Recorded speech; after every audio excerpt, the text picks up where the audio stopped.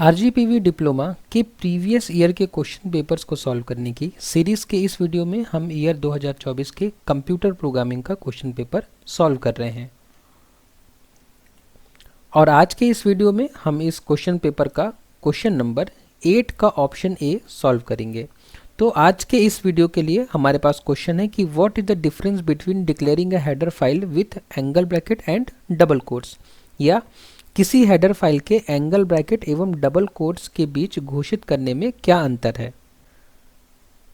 तो अगर आपके सेमेस्टर एग्जाम में आपसे क्वेश्चन पूछा जाता है कि किसी हेडर फाइल के एंगल ब्रैकेट एवं डबल कोट्स के बीच घोषित करने में क्या अंतर है, तो आप उस क्वेश्चन का आंसर अपने एग्जाम में कुछ इस तरीके से लिख सकते हैं। तो चलिए आज के इस वीडियो में हम इस क्वेश्चन के इस आंसर को डिटेल में समझते हैं। तो इस क्वेश्चन के जवाब में हम सबसे पहले लिखेंगे कि सी प्रोग्रामिंग में हेडर फाइल्स को शामिल करने के लिए हैज़ इंक्लूड दो प्रकार के सिंटेक्स का उपयोग किया जाता है। तो जब हम सी प्रोग्राम लिखते हैं तो उसमें हमें क्या करना होता है, हेडर फाइल्स को इंक्लूड करना होता है। तो हेडर फाइल्स को इंक्लूड करने के लिए हमारे पास दो सिंटेक्स हैं, ठीक है, दो तरीके हैं। पहला तरीका है कि हम हेडर फाइल के नाम को एंगल ब्रैकेट के अंदर लिखें, और दूसरा तरीका है कि हम हेडर फाइल के नाम को डबल कोट्स के अंदर लिखें। इन दोनों के बीच मुख्य अंतर इस बात पर निर्भर करता है कि हेडर फाइल कहाँ स्थित है और उसे खोजने का तरीका या सर्च पाथ क्या है। तो इन दोनों के बीच जो डिफरेंस है वो डिफरेंस इसलिए है क्योंकि जब हम एंगल ब्रैकेट का यूज़ करके हेडर फाइल का नाम लिखते हैं तो हमें उसे किसी एक पर्टिकुलर लोकेशन पे सर्च करना है, और जब हम डबल कोट्स के अंदर हेडर फाइल का नाम लिखते हैं तब हमारा जो सर्च पाथ होगा वो अलग होगा। तो चलिए इस वीडियो में हम दोनों ही तरीके को डिटेल में समझते हैं कि जब हम एंगल ब्रैकेट का यूज़ करेंगे तो हम अपनी हेडर फाइल को कहाँ सर्च करेंगे, और जब डबल कोट्स का यूज़ करेंगे तो हम अपनी हेडर फाइल को कहाँ पे सर्च करेंगे। तो सबसे पहले शुरुआत करते हैं जो तरीका हम अभी तक ज़्यादातर यूज़ करते आए हैं कि हेडर फाइल को एंगल ब्रैकेट के अंदर लिखने का क्या मतलब है। तो सबसे पहले एंगल ब्रैकेट का उपयोग सिस्टम डिफाइंड हेडर फाइल्स को शामिल करने के लिए किया जाता है। तो अगर हमारी हेडर फाइल सिस्टम डिफाइंड है, मतलब सिस्टम ने पहले से ही कंपाइलर में पहले से ही डिफाइंड है, तो हम हेडर फाइल को एंगल ब्रैकेट के अंदर लिखेंगे। ये फाइलें आमतौर पर कंपाइलर के द्वारा प्रदान की जाती हैं और स्टैंडर्ड डायरेक्टरीज में स्थित होती हैं। तो ये फाइलें कंपाइलर हमें प्रदान करता है और एक स्टैंडर्ड डायरेक्टरीज में स्थित होती हैं या लोकेटेड होती हैं। एग्जाम्पल के लिए जैसे has include stdio.h, has include math.h, ये सारी क्या हैं, स्टैंडर्ड फाइल है जो कि स्टैंडर्ड डायरेक्टरीज में मौजूद होती हैं। कंपाइलर पहले से परिभाषित डायरेक्टरीज जैसे कि सिस्टम डायरेक्टरीज में इन हेडर फाइल्स को खोजता है। तो कंपाइलर इन हेडर फाइल्स को कहाँ खोजता है, जो कि पहले से ही डिफाइंड डायरेक्टरीज है वहाँ पे कंपाइलर इन हेडर फाइल्स को खोजता है। तो चलिए हम इस बात को एक सी प्रोग्राम से समझते हैं। यहाँ पे एक सी प्रोग्राम लिखा गया है जहाँ पे सिर्फ हेलो वर्ल्ड को प्रिंट कराया गया है, लेकिन यहाँ पे इंक्लूड किया गया है stdio.h को, वो भी एंगल ब्रैकेट के अंदर। तो चलिए इस प्रोग्राम के जरिए हम समझते हैं कि हमारा ये stdio.h कहाँ पे होता है और कंपाइलर कैसे इस stdio.h को खोजता है। तो मैंने अपना VS कोड ओपन कर लिया है और VS कोड में सबसे पहला काम करते हैं, एक नई फाइल बनाते हैं। मैं इस नई फाइल का नाम रख लेता हूँ test.c, ठीक है, क्योंकि हमें टेस्टिंग ही करनी है।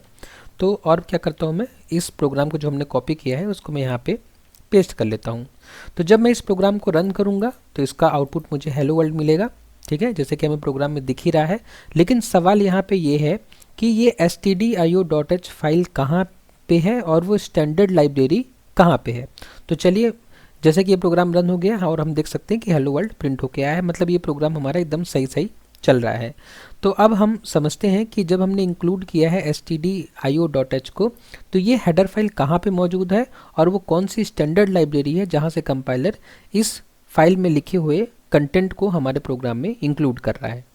तो इस बात को समझने के लिए सबसे पहले हमें जाना पड़ेगा सी फोल्डर में, और सी फोल्डर के अंदर हमें जाना पड़ेगा min.gw नाम के फोल्डर में। अगर आपने VS कोड इंस्टॉल किया है तो आपने साथ में min.gw नाम का कंपाइलर भी इंस्टॉल किया होगा।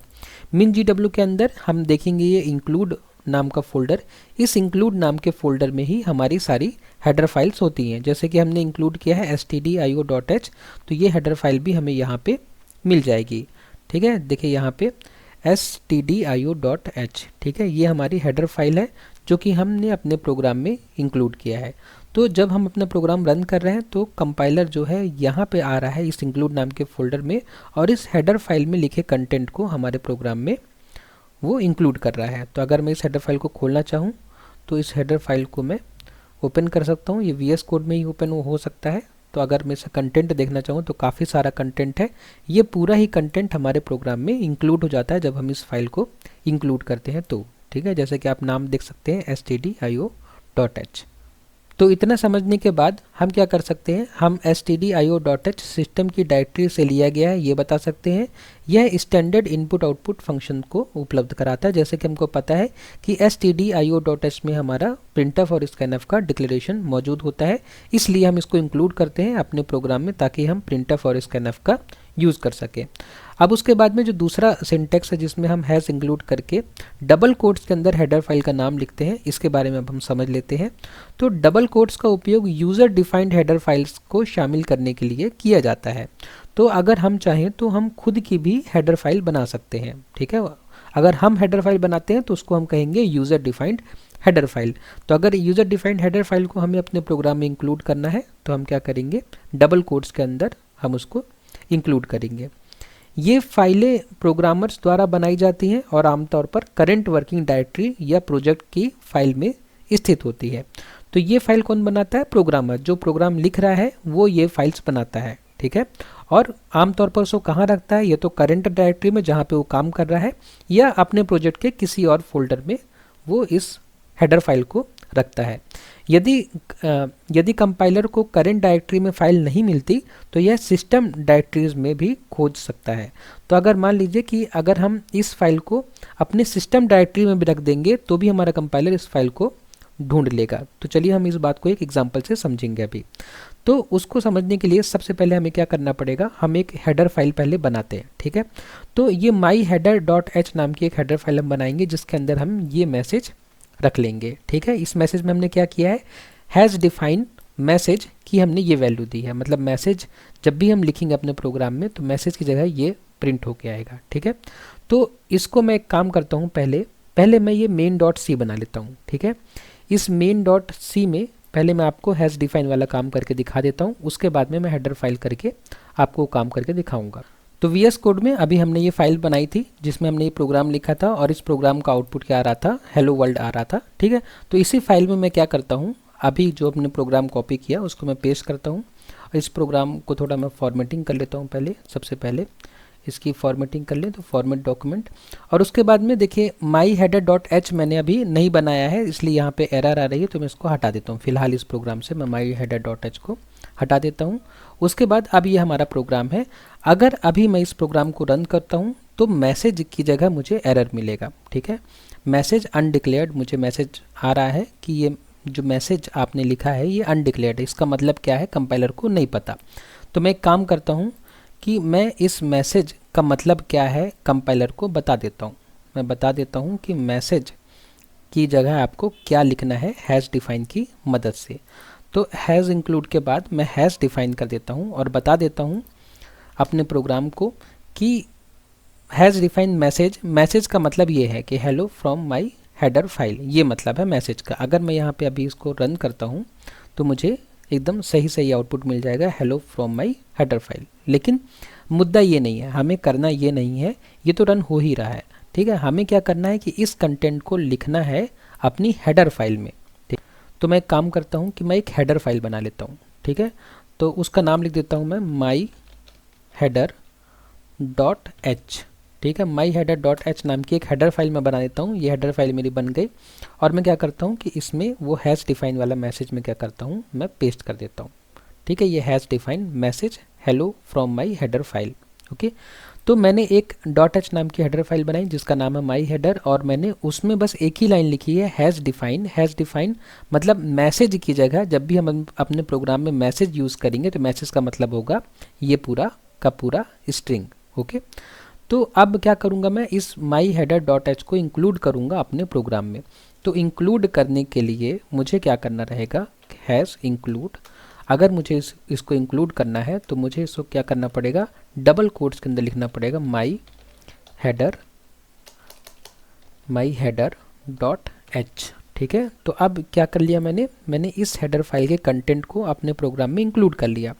अब अगर मैं इस प्रोग्राम को रन करूँगा तो रन करने में मुझे एकदम सही मेरा आउटपुट आएगा, जैसे कि यहाँ पे हम देख सकते हैं कि hello from my header file. तो इस तरीके से हम एक यूज़र डिफाइंड हेडर फाइल बना सकते हैं, मतलब हम अपने मन की हेडर फाइल बना सकते हैं, उसमें कुछ कंटेंट लिख सकते हैं और उसको अपने प्रोग्राम में इंक्लूड कर सकते हैं। तो हमने पढ़ा था कि इसको जो हेडर फाइल होती है हमारा प्रोग्राम ये तो करेंट डायरेक्टरी में, या तो किसी पाथ में, और या तो स्टैंडर्ड लाइब्रेरी में सर्च करता है, स्टैंडर्ड डायरेक्टरी में सर्च करता है। तो मैं काम करता हूँ सबसे पहले कि इस हेडर फाइल का लोकेशन चेंज करता हूँ और इसको हम कहीं और रखते हैं और फिर देखते हैं कि क्या हमारा ये माई हेडर डॉट एच यहाँ पे इंक्लूड हो पा रहा है कि नहीं। तो सबसे पहले मैं उस फोल्डर को ओपन करता हूँ जहाँ पे ये हमारा हेडर फाइल है। ठीक है, तो फोल्डर ओपन करने के लिए मैं यहाँ पे क्लिक करता हूँ और ये वो फोल्डर है जहाँ पे हमारा ये हेडर फाइल है। तो मैं एक काम करता हूँ कि इस माई हेडर फाइल में, ये वही हेडर फाइल है जो हमने बनाई है, देखिए ये वहीं पे ओपन हो रहा है। ठीक है, तो मैं क्या करता हूँ कि इस हेडर फाइल को, जो कि हमारा प्रैक्टिस नाम के फोल्डर में है, इसको मैं यहाँ से हटा देता हूँ और हटा के मैं कहाँ रख लेता हूँ, इसको मैं ये जो पीसी है यहाँ पे मैं इसको सेव कर लेता हूँ यहाँ पे। ठीक है, अब माई हेडर क्या है, हमारे प्रैक्टिस नाम के फोल्डर के बाहर है। ठीक है, ये प्रैक्टिस नाम का फोल्डर के बाहर हमने कर दिया है किसको, माई हेडर को। तो अब मैं जब अपना वीएस कोड ओपन करूँगा तो ये यहाँ पे अब नहीं शो हो रहा है मुझे। ठीक है, अब मेरा माई हेडर उस लोकेशन पे नहीं है जहाँ पे हमने पहले किया था। तो अब मैं क्या करता हूँ, इस प्रोग्राम को रन करूँगा। तो रन करूँगा तो ऑब्वियसली हमें एरर मिलेगा, क्योंकि वो माई हेडर को ढूंढ नहीं पा रहा है। क्योंकि वह कहाँ ढूंढ रहा है, वो तो करंट डायरेक्टरी में ढूंढ रहा है और करंट डायरेक्टरी में अब माई हेडर तो है ही नहीं। तो मुझे यहाँ पे उसका पाथ देना पड़ेगा, उसका रास्ता देना पड़ेगा। तो मैं पाथ कैसे दे सकता हूँ, मैं पाथ देने के लिए कर सकता हूँ, जैसे हम अभी किस डायरेक्टरी में, तो ये मैं यहाँ से कॉपी कर लेता हूँ इसका पाथ और मैं यहाँ पे माई हेडर के पहले इसका पाथ को यहाँ पे मैं पेस्ट कर देता हूँ। ठीक है, मैं और यहाँ पे मैं फॉरवर्ड स्लैश लगा देता हूँ। ठीक है, तो अब मैंने पाथ बता दिया, रास्ता बता दिया है। ठीक है, अपने कंपाइलर को कि सी में जाना, सी में यूज़र्स के अंदर, पीसी के अंदर माई हेडर डॉट एच आपको मिल जाएगा। तो अब मैं जब प्रोग्राम रन करूँगा तो अब यहाँ पे देखिए हमारा आउटपुट एकदम सही आ रहा है। ठीक है, हमारा आउटपुट एकदम सही आ रहा है क्योंकि अब हमारा कंपाइलर माई हेडर डॉट एच को ढूंढ पा रहा है। ठीक है, अब एक काम हम और कर सकते हैं। अब मैं काम करता हूँ कि अपने माई हेडर को, जो माई हेडर वाली फाइल है, उसको मैं रख देता हूँ वहीं पे जहाँ पे हमारी सारी फाइल्स होती हैं। ठीक है, जहाँ पे सारी स्टैंडर्ड फाइल्स होती हैं स्टैंडर्ड डायरेक्टरी में। तो स्टैंडर्ड डायरेक्टरी कहाँ पे है, स्टैंडर्ड डायरेक्टरी है हमारे यहाँ पे min GW के अंदर इंक्लूड नाम के अंदर। तो यहाँ पे मैं क्या करता हूँ, इसको पेस्ट कर देता हूँ। ठीक है, पहले से मैंने बना के रखा था तो इसको मैं रिप्लेस कर देता हूँ। तो यहाँ पे माई हेडर हमारा आ गया है। ठीक है, माई हेडर नाम की वही फाइल जो हमने अभी बनाई है। ठीक है, मैं इसका कंटेंट आपको दिखा देता हूँ। कंटेंट मैंने ओपन किया तो कंटेंट देखिए, has defined message hello from my header file. Okay, तो ये हमारा हेडर फाइल मैंने कहाँ रख दिया, स्टैंडर्ड डायरेक्टरी में मैंने रख दी। ठीक है, अब मैं क्या करूँगा, अब मुझे यहाँ पाथ अगर मैं बता रहा हूँ, ठीक है, और ये पाथ बता रहा हूँ, अब यहाँ तो है नहीं वो फाइल हमारी, तो अभी मैं रन करूँगा प्रोग्राम तो अभी मुझे एरर मिलेगा। ठीक है, क्यों, क्योंकि देखिए ये हेडर फाइल को ढूंढ नहीं पा रहा है। ठीक है, नो सच फाइल और डायरेक्टरी यहाँ पे मैसेज लिख के आ रहा है। ठीक है, क्योंकि हमने उसको मिसलीड किया है। हमने बताया है कि सी में जाना, यूज़र्स में पीसी के अंदर हेडर फाइल डॉट एच है, लेकिन वहाँ से तो हमने हटा दिया था, तो इसलिए हमें ये एरर आ रही है। तो अब मैं अगर एक काम करूँ, अगर मैं इस रास्ते को हटा दूँ, पूरे के पूरे पाथ को हटा दूँ और मैं कंपाइलर को मौका दूं कि आप खुद से ढूंढो, मैं कंपाइलर को बोल रहा हूँ करेंट डायरेक्टरी में, लेकिन जैसा कि हमने अभी थ्योरी में पढ़ा था कि कंपाइलर पहले करेंट डायरेक्टरी में ढूंढेगा, करेंट फोल्डर में ढूंढेगा, अगर नहीं मिलेगा तो एक बार जाके सर्च करेगा वहाँ पे जहाँ पे हमारा stdio.h है। ठीक है, तो कंपाइलर को वहाँ पे मिल जाएगा और ये हमारा प्रोग्राम फिर से सही आंसर या पूरा कंप्लीट प्रोग्राम रन होने लग जाएगा सक्सेसफुली। ठीक है, कोई एरर नहीं आ रही है जब मैंने अब प्रोग्राम रन किया तो। ठीक है, तो इससे हमें क्या समझ में आ रहा है, इससे हमें समझ में ये आ रहा है कि अगर हम यूज़र डिफाइंड हेडर फाइल बनाते हैं तो कंपाइलर सबसे पहले करेंट डायरेक्टरी में सर्च करेगा, करेंट वर्किंग डायरेक्टरी में सर्च करेगा, करेंट फोल्डर में सर्च करेगा। अगर वहाँ पे मिल जाता है तो बहुत अच्छी बात है, अगर नहीं मिलता है तो वो स्टैंडर्ड डायरेक्टरी में सर्च करेगा। ठीक है, जहाँ पे हमारी stdio.h है। अब वहाँ पे भी अगर नहीं मिलता हमें ये तो हमारा एरर आता, लेकिन मिल गया तो एरर नहीं आएगा। ठीक है। तो इससे हम एक चीज़ और कंक्लूड कर सकते हैं कि मैं stdio.h को भी अगर ऐसा ही लिख दूं जैसे कि मैंने इसको लिखा है तो भी हमारा प्रोग्राम रन करना चाहिए, क्योंकि stdio.h को पहले हमारा कंपाइलर ढूंढेगा करेंट डायरेक्टरी में, करेंट डायरेक्टरी में अगर मिल गया तो अच्छी बात है, और नहीं मिलेगा तो कहाँ जाएगा, स्टैंडर्ड डायरेक्टरी में जाएगा और वहाँ पे ये फाइल मिल जाएगी, तो अभी भी हमारा प्रोग्राम सही रन करेगा। ठीक है, जैसे कि आप ये अभी आउटपुट में देख पा रहे हैं यहाँ पे ये लास्ट वाला। ठीक है, तो इस तरीके से ये डबल कोट्स और एंगल ब्रैकेट हम यूज़ करते हैं हेडर फाइल्स को इंक्लूड करने के लिए। तो अपने एग्ज़ाम में इतना लिखने के बाद, इतना समझाने के बाद, ये main.c और हेडर फाइल बताने के बाद हम क्या बता सकते हैं, हम बता सकते हैं कि my header dot H current working directory से लिया जाएगा। ठीक है, जैसे कि हमने अभी देखा था। फिर हम क्या कर सकते हैं कि टेबल के फॉर्म में दोनों का डिफरेंस बता सकते हैं कि जो एंगल ब्रैकेट वाला हेडर फाइल होता है वो सिस्टम डिफाइंड हेडर फाइल्स के लिए है और ये यूज़र डिफाइंड के लिए है। कंपाइलर पहले सिस्टम डायरेक्टरीज में खोजता है, कंपाइलर पहले करंट डायरेक्टरी में खोजता है। एग्जांपल हम बता सकते हैं कि stdio.h math.h और ये इसका एग्जांपल कि जो हमने हेडर फाइल बनाई है वो। ठीक है, उसके बाद हम कंक्लूजन लिख सकते हैं, बता सकते हैं कि सिस्टम डिफाइंड हेडर फाइल के लिए हम एंगल ब्रैकेट का उपयोग करते हैं, यूज़र डिफाइंड हेडर फाइल के लिए हम डबल कोट्स का उपयोग करते हैं, और दोनों ही तरीके हेडर फाइल्स को प्रोग्राम में शामिल करने के लिए उपयुक्त हैं, लेकिन उनकी खोज प्रक्रिया अलग होती है, जैसे कि हमने भी बहुत डिटेल में समझाया। तो इस तरीके से हम इस क्वेश्चन का एक्सप्लेनेशन अपने एग्जाम में लिख सकते हैं। आई होप कि ये एक्सप्लेनेशन आपको समझ में आया होगा। अगर आपको कोई डाउट है इस क्वेश्चन में तो प्लीज़ मुझे कमेंट बॉक्स में बताइए। नेक्स्ट वीडियो में जब हम मिलेंगे तो हम इस क्वेश्चन पेपर का नेक्स्ट क्वेश्चन सॉल्व करेंगे। वीडियो को लास्ट तक देखने के लिए धन्यवाद।